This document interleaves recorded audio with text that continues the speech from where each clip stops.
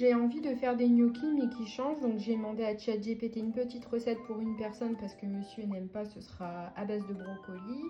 Donc pour la recette, il faut un jaune d'œuf, une pomme de terre d'environ 40 grammes, 40 grammes de farine, 10 grammes de parmesan, 100 grammes de brocoli frais ou surgelé. Là, il va falloir que je cuise les brocolis et la pomme de terre. Donc là, je vais mettre un petit bouillon cube, hein, comme ça donnera un peu de goût vu que je mets pas de sel, poivre, muscade ni rien. Voilà, de toute façon, je vous montre tout ça après. Là, j'ai écrasé en purée la pomme de terre et les brocolis, il fallait le faire séparément.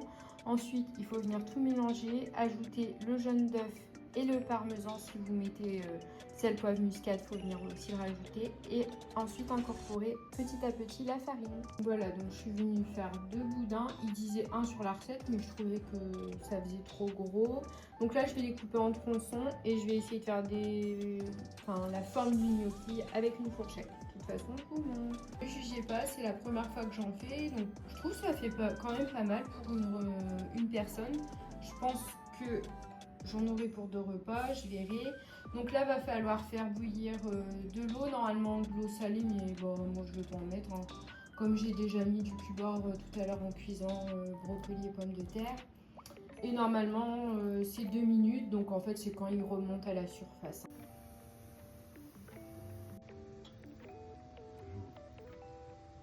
Voilà ce que ça donne. Bon, c'est pas des industriels, hein, donc ils sont tous pas pareils du tout, c'est pas parfait.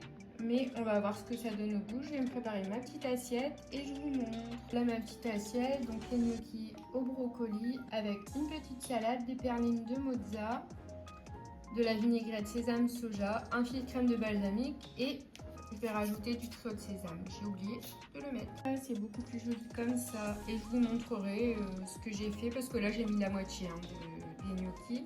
Donc je vous montrerai la deuxième assiette, comment je la prépare dans une autre vidéo. Bisous!